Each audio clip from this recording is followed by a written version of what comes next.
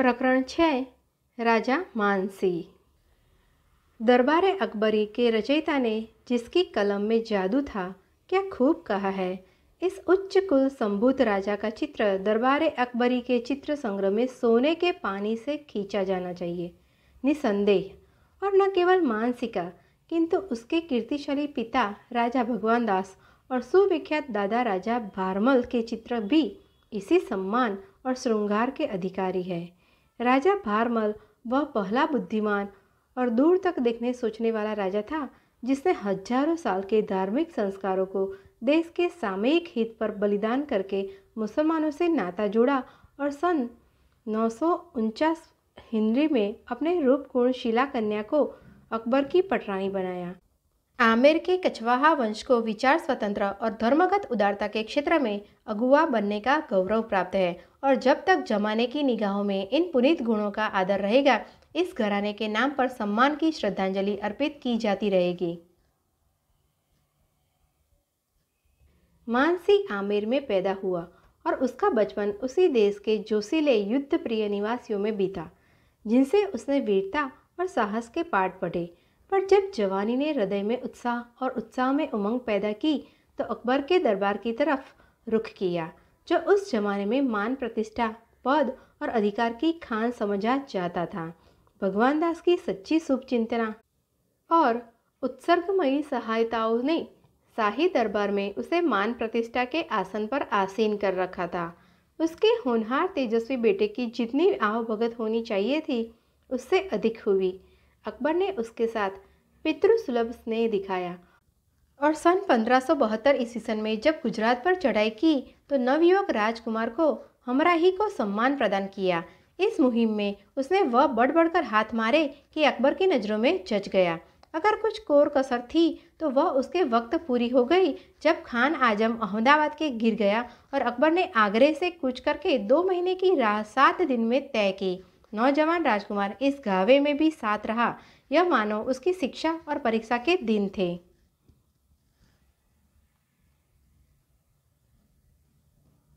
अब वह समय आया कि बड़े बड़े विश्वास और दायित्व के काम उसे सौंपे जाए।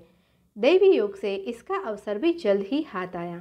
वह सोलापुर की मुहिम मारे चला आ रहा था कि रास्ते में कुंभलमेल स्थान में महाराणा प्रताप सिंह से भेंट हुई। राणा कछवाहा कुछ पर उसके विचार स्वतंत्र के कारण तना बैठा था कि उसने राजपूतों के माथे पर कलंक का टीका लगाया, मानसी पर चुभते हुए व्यंग बाण छोड़े जो उसके कलेजे के पार हो गए। इस घाव के लिए बदला लेने के सिवाय और कोई कारगर मरहम ने दिखाई दिया। मानसी ने आगरे पहुंचकर अकबर को सारी कथा सुना दी। अकबर ऊंची हिम्मत का बादशाह था, क्रोध में आ गया। राणा पर चढ़ाई की तैयारी की। शाहजादा सलीम सेनापति बनाए गए और मानसी उनका मंत्री नियुक्त हुआ। शाही फौज जंगलों पहाड़ों को पार करती राणा के राज्य में प्रविष्ट हुई। राणा उस पर मर मिटने को तैयार 21,000 राजपूतों के साथ हल्दी घाटी के मैदान में अड़ा खड़ा था। यहाँ खूब घमासान की लड़ाई हुई, रक्त की नदियाँ बह गई, पहाड़ों के पत्थर सिबरफ बन गए। मेवाड़ के वीर मानसी के खून के प्यासे हो रहे थे। ऐसे जान तोड़ तोड़कर हमले करते थे कि अगर सद्दे सिकंदर भी होता तो शायद अपनी जगह पर कायम न रह सकती। मगर मानसी भी शेर का दिल रखता था।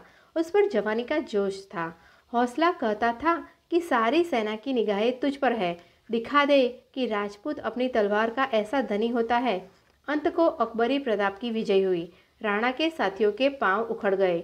14,000 खेत रहे, केवल 8,000 अपनी जाने सलामत ले गए। कहा है पार्टी की सराहना में पन्ने के पन्ने काले करने वाले आए और देखे कि भारत के योद्धा कैसी निर्भयता के साथ ज्ञान देते हैं।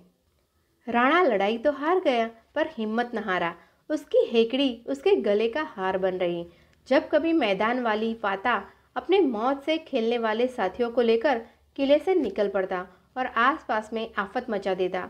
अकबर ने कुछ दिनों तक तरह दी, पर जब राणा की ज्यादतियाँ हद से आगे निकल गई तो सन 1446 में उस पर फिर चढ़ाई की और तैयारी की। खुद को अजमेर में आकर ठहर और मानसी को पुत्र की पदवी के साथ इस चढ़ाई को सेनापतित्व दिया। राजा हवा के घोड़े पर सवार होकर दम के ध्रुव में गोगड़ा जा पहुँचे, जहाँ राणा अपने दिन काट रहा था। राणा ने भी अब की बार मरने मारने की ठान ली। ज्यों ही दोनों सेनाएं आमने सामने हुई और डंके पर चोट पड़ी, दुख वदस्त लड़ाई होने लगी। राणा के आन भरे राजपूत ऐसी बेजिगरी से झपट की शाही फौजे के दोनों बाजुओं को छिन्न भिन्न कर दिया। उस पर मानसिंह, जो सेना के मध्य भाग में था, अपने स्थान पर अटल रहा। अचानक उसके तेवर बदले, शेर की तरह गरजा, अपने साथियों को ललकारा और बिजली की तरह राणा की सेना पर टूट पड़ा। राणा क्रोध में भरा, खड़े दीवार जाता है कि सिकंदर ने बर्बरा जातियों के प्रतिरोध के लिए कोसे की एक दौमारे बनवाई थी, ताल ठोककर सामने आई और दोनों रणबांकुरे गुथे गए। ऊपर तले कई बार हुए और राणा घायल होकर पीछे हटा। उसके हटते ही उसकी सेना में खलबली पड़ गई। उनके पांव उखड़े थे कि मानसिंह की प्रलयकारी तलवार ने हजारों को धराशायी बना दिया। उनकी बहादुरी ने आज वह करतब दिखाए कि अच्छे अच्छे प्रौढ़ मुराल योद्धा, जो बाबरी तलवार की काट देखे हुए थे, दांतों तले उंगली दबाकर रह गए। इस विजय के कुंवर मानसिंह के सेनापतित्व की धूम मचा दी और सन 1581 ईस्वी सन में उसकी तलवार ने वह तड़प दिखाई कि हिंदी लोहे ने विलायती के जौहर मिटा दिए। बंगाल में कुछ सरदारों ने सिर उठाया और अकबर के सौतेले भाई मिर्ज हकीम को काबुल से चढ़ लाने की युक्ति लड़ाना शुरू किया। मिर्जा खुशी से फूला न समाया, अपनी सेना लेकर पंजाब की ओर बढ़ा। इधर से राणा मानसिंह सेनापति बनकर उसके मुकाबले को रवाना हुआ है। मिर्जा का दूध भाई सादमान, जो बड़ा वीर और साहसी पुरुष था, अटक का घेरा डाले हुए पड़ा था। नगाड़े की धन गरज ध्वनि कान में पड़ी तो चौंका, पर अब क्या हो सकती थी। मानसिंह सिर पर आ पहुंचा था। उसकी सेना पलक मारते तीतर बीतर हो गई और शादमान धूल में लौटता हुआ दिखाई दिया। मिर्जा ने यह खबर सुनी तो बड़ा क्रुद्ध हुआ, तुरंत लड़ने को तैयार हो गया और अकबर को बंगाल के झमेलों में उलझा हुआ समझकर लाहौर तक दर्राता हुआ घुस आया। पर ज्यों ही सुना कि अकबर धावा मारे इधर चला आ रहा है, उसके होश उड़ गए। पहाड़ों को फांदता, नदियों को पार करता काबुल को भागा। मानसिंह भी शाही आदेश के अनुसार पेशावर पर जा पड़ा और काबुल की ओर बढ़ना शुरू किया। अकबर भी अपनी प्रतापी सेना लिए उसके पीछे पीछे चला। मानसिंह निशंक के घुसता हुआ छोटे काबुल तक जा पहुंचा और वहां ठहरा कि शत्रु मैदान में आए तो लंबी मंजिलों की थकान दूर हो जाए। मिर्जा हकीम भी बड़े आगा पीछा के बाद सेना लिए एक घाटी से निकला और उभय पक्ष में संग्राम होने लगा। दोनों ओर से रणबांकुरे खूब दिल तोड़कर लड़े। यद्यपि मुकाबला बहुत कड़ा था और राजपूतों को ऐसी उबड़ खाबड़ जमीन पर लड़ने का अभ्यास न था, पर मानसिंह ने सिपाहियों को ऐसा उभारी और ऐसे मौके मौके के कुमक पहुंचाई कि अंत में मैदान मार लिया। दुश्मन भीड़ों की तरफ भागे। राजपूतों के अरमान दिल के दिल ही में रह गए। पर दूसरे दिन सूरज भी न निकलने पाया था कि मिर्जा का मामू फरीद फिर फौज लेकर आ पहुंचा।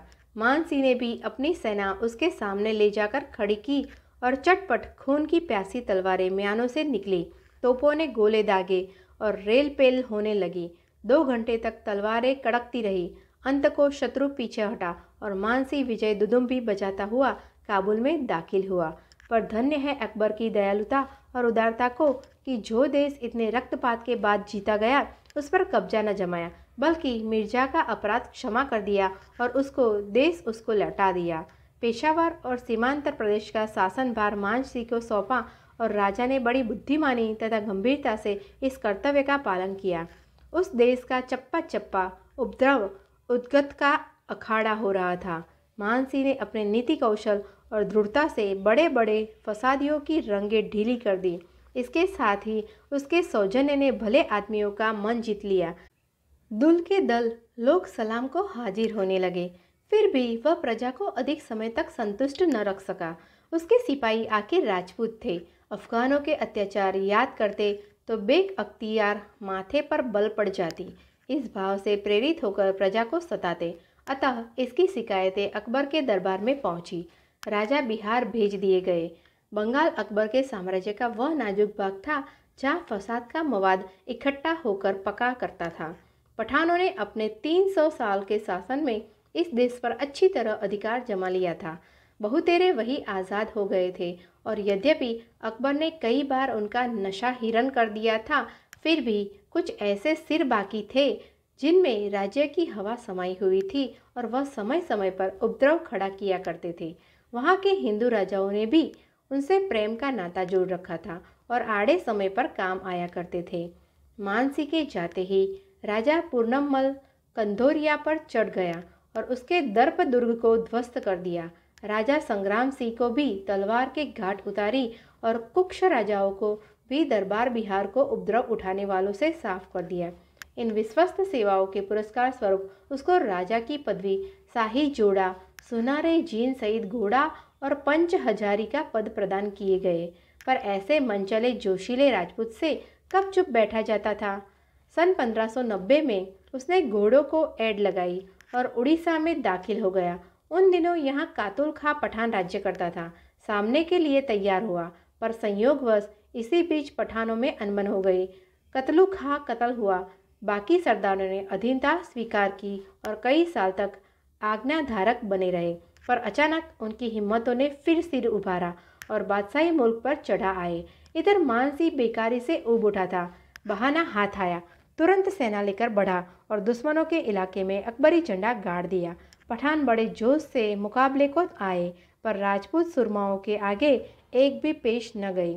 दम के दम में सुथरा हो गया और बिहार से लेकर समुद्र तक अकबरी प्रताप की पताका फहराने लगी। राजा मानसिंह रण विद्या में जैसे पंडित था, राजनीति के तो से भी वो वैसे ही सुपरिचित था। उसकी गहरी निगाह ने साफ देख लिया था कि यह बेल मुंडे चढ़ने की नहीं। इस प्रकार राज्य कभी स्थिर न रह सकेगा जब तक कि एक ऐसा नगर न बसाया जाए जो दरियाई हमलों से सुरक्षित हो और ऐसे केंद्रीय स्थान पर स्थित हो जहाँ से चारों ओर आसानी से कुमक भेजी जा सके। अंत को बड़े बहस मुबहसे सलाह मशवरे के बाद अकबर नगर की नींव डाली गई। मानो जंगल में मंगल हो गया। कुछ ही वर्षों में नगर में ऐसी शोभा और चहल पहल हो गई कि इंद्रजाल सा मालूम होने लगा। यह नगर आज राजमहल के नाम से प्रसिद्ध है और जब तक धारा धाम पर बना रहेगा अपने संस्थापक का नाम उजागर करती रहेगी। इस नगर के बीचों बीच एक सुदृढ़ दुर्ग निर्माण कराया गया और पठानों को फिर सिर उठाने का साहस न हुआ। राजा ने 4 ही 5 साल के प्रयत्न और परिश्रम से सारे बंगाल से अकबर के चरणों पर माथा टिकवा दिया। खोजमा, खानखाना, राजा टोडरमल जैसे यशस्वी व्यक्तियों ने बंगाल पर जादू फेंके, पर वहां अधिकार जमाने में असफल रहे। ऐतिहासिकों ने इस गौरव का अधिकारी मानसिंह को ही माना है। इस सूबों में नवयुवक जगत सिंह ने भी मर्दानगी के खूब जौहर दिखाए और सन 1598 में पंजाब के पहाड़ी इलाकों की सूबेदारी से सम्मानित किया गया। पर यह साल मानसिंह के लिए बड़ा ही मनहूस था। उसके 2 बेटे ठीक चढ़ती जवानी में जब जीवन के सुखों के उपभोग के दिन आ रहे थे, काल के ग्रास बने और बाप की आशाओं की कमर तोड़ गए। पर राजा संभवतः उन संपूर्ण सुखों का उपभोग कर चुका था जो विधाता ने उसके भाग्य लेख में लिखे रखे थे। इन महाशोकों के 2 ही साल बाद उसके हृदय पर ऐसा घाव बैठा कि उबर न सका। मेवाड़ का राणा अभी तक अकबरी दरबार में हाजिर लगाने वालों की श्रेणी में न आया था और अकबर के दिल में लगी हुई थी कि उसे अधीनता का जुआ पहनाए। अभी तक जितनी सेनाएं इस मुहिम पर गई थी, सब विफल लौटी थी। अब की बार बहुत बड़े पैमाने पर तैयारियां की गई। शाहजादा सलीम सेनापति बनाए गए और राजा मानसिंह उनके सलाहकार बने। होनहार राजकुमार जगत सिंह बंगाल में बाप का उत्तराधिकारी हुआ। खसखस पंजाब से अगरे आया और सफ़र का सामान करने में लगा था कि अचानक दुनिया से ही उठ गया। बड़ा ही सुशील जवान था। कछवाहों के घर घर कोहराम मच गया। मानसिंह को यह खबर मिली तो उसकी आंखों जगत सूना हो गया। 2 बेटों के घाव अभी उभरे न पाए थे कि यह गहरा घाव और बैठा। हाय, जवान और होनहार बेटे की मौत का सदमा कोई उसके दिल से पूछे। अकबर को भी जगत सिंह की मृत्यु का बड़ा दुख हुआ। उससे बहुत स्नेह रखता था। उसके बेटे महान सिंह को बंगाल भेजा, पर वह अभी अनुभवहीन लड़का था। पठानों से हार खाई और सारे बंगाल में बारियों ने स्वाधीनता का झंडा फहरा दिया। इधर शाहजादा का मन भी राणा की मुहिम से उचाट हुआ। भोग विलास का भक्त था। पहाड़ों से सिर करना पसंद न आया। बिना बादशाह की इजाज़त के इलाहाबाद को लौट पड़ा। मानसी भी अमल को चला कि विश्व की आग को उपद्रवियों के रक्त से बुझाए, मगर अफसोस बुढ़ापे में बदनामी का धब्बा लगा। अकबर को शक हुआ कि सलीम राजा के इशारे ही से लौटा है। यद्यपि यह संदेह निराधार था, क्योंकि शाहजादे के मन पहले से ही उसकी ओर से सशंक और कलुषित हो रहा था। परंतु मानसी की साहस वीरता भरी कार्यावली में शीघ्र ही इस शंका को दूर कर दिया। कुछ ही महीनों में बंगाल ने फिर अकबर के सामने सिर झुका दिया और सन 1604 ईस्वी सन में अकबर की गुण ग्राहकता ने उसे शाहजादा खुसरो के शिक्षक पद पर नियुक्त करके हफ्ल हजारी मनसब 6000 सवारों के नायक तत्व से सम्मानित किया। अब तक यह गौरव किसी और अधिकारी को प्राप्त न हुआ था, पर राजा टोडरमल के सिवा दूसरा कौन था जो स्वामी भक्ति और उसके लिए जान हथेली पर लिए रहने में उसकी बराबरी कर सकता। इस पर विशेषता यह कि वह स्वयं भी एक सुविख्यात सुसम्मानित कुल का दीपक था, जिसके साथ 20,000 योद्धा हरदम पसीने की जगह खून बहाने को तैयार रहते थे। पर हाँ, हंत सहज वाम विधि से उसका यह सम्मान और उत्कर्ष न देखा गया। सन 1604 ईस्वी सन में अकबर ने इस नश्वर चोले को त्याग किया और उसी दिन से मानसी का गौरव सुरभि अस्ताचल की ओर अभिमुख हुआ। तथापि जहांगीर के राज्यकाल में भी उसने 9 बरस तुझे इज्जत आबरू के साथ निभा दिया। उसकी सुलझी हुई बुद्धि और व्यवहार कुशलता की सराहना करनी चाहिए कि जैसा समय देखता था वैसा करता था। और जहांगीर की उदारता को भी धन्य है कि यद्यपि मानसी को खुसरो की ओर से उठाए जाने वाले बखेड़ों का मूल कारण समझता था, पर उसका पद और अधिकार सब ज्यों का त्यों रखा। खान खाना और मिर्जा अजीज समय के संकेतों को समझने की बुद्धि न रखते थे। अतः अकबर के बाद जब तक जिए जनमृत रहे, दुर्दिन के कष्ट झेलते रहे। सन 1614 ईस्वी सन में जहांगीर ने एक विशाल सेना शाहजहां का सेनापतित्व में दक्षिण पर चढ़ाई करने को भेजी। मानसी भी, जो दरबार की उपेक्षा से खिन्न हो रहा था, इसी मुहिम के साथ चला कि हो सके तो बुढ़ापे में जवानी का जोश दिखाकर बादशाह के दिल में जगह पाए। पर मौत ने यह अरमान निकालने न दिया। बेटों में केवल भाव से जीता था। जहांगीर ने उसे मिर्जा राजा की पदवी देकर 4 हजारी के पद पर प्रतिष्ठित किया। मानसी युद्ध नीति और शासन नीति दोनों का पंडित था और उसको सम्यक प्रकार से काम में लाना जानता था। जिस मुहिम पर गया, विजय कीर्ति लेकर ही लौटा। अफगानिस्तान के लोग अभी तक उसका नाम आदर के साथ लेते हैं। इन गुणों के साथ साथ वह स्वभाव की विनम्र और मिलनसार था। सबके साथ सज्जनोचित व्यवहार करता, पीठ पीछे लोगों की भलाई करता, प्रसन्नचित तथा विनोद प्रिय था। उसकी उदारता इस जमाने में बेजोड़ थी, जिसकी एक कथा इस प्रकार प्रसिद्ध है कि जब दक्षिण को मुहिम जा रही थी, बालघाट स्थान में अन्न का ऐसा टोटा पड़ा कि 1 रुपये के आटे में भी आदमी का पेट नहीं भरता था। एक दिन राजा ने कचहरी से उठकर कहा कि अगर मैं मुसलमान होता तो एक समय 1000 मुसलमानों के साथ भोजन करता, पर मैं सबसे बूढ़ा हूँ। सच भाई मुझसे पान स्वीकार करें। सबसे पहले खाजहां लोधी ने हाथ सिर पर रखकर कहा कि मुझे स्वीकार है। फिर औरों ने भी स्वीकार किया। राजा ने 100 रुपया पंच हजारी की ओर इसी हिसाब से औरों का भोजन व्यय बांध दिया। हर रात को हर एक आदमी के पास एक खरीते में यह रुपया पहुंच जाता। खरीते पर उसका नाम लिखा होता। सिपाहियों को सद पहुंचने तक सस्ते दाम पर चीज़ें मिलने का प्रबंध करता। रास्ते में मुसलमानों के लिए हमाम और कपड़े की मस्जिद बनवाकर खड़ी कराता। इसी को औदार्य कहते हैं और दरियादिली इसी का नाम है। बारो बहार में शाहजादी बसरा की कहानी पढ़िए और उसकी तुलना इस ऐतिहासिक कथा से कीजिए। राजा टोडरमल की तरह राजा मानसी भी मरते दम तक अपने बाप दादों के धर्म पर दृढ़ रहा, पर कट्टरपन से उसके स्वभाव को तनिक भी लगाव नहीं थी। धार्मिक असहिष्णुता व पक्षपात रखने वाले व्यक्ति को अकबर के राज्यकाल में उत्कर्ष पाना असंभव ही था। अकबर ने एक बार मानसी के इशारतन धर्म परिवर्तन का प्रस्ताव किया। उस पर राजा ने ऐसा उपयुक्त उत्तर दिया कि बादशाह को चुप हो जाना पड़ा। पुस्तकों में बहुत से उल्लेख मिलते हैं जिनसे प्रकट होता है कि राजा रसिकता, विनोदशीलता और चुटकुलेबाजी में भी औरों से 2 कदम आगे था। यही गुण थे जो उसके उत्कर्ष के सोपान थे, पर हमारी दृष्टि में तो उसका मूल्य और महत्व इसलिए है कि उसके घराने ने पहले पहल दो परस्पर विरोधी समुदायों को मिलाने का यत्न किया।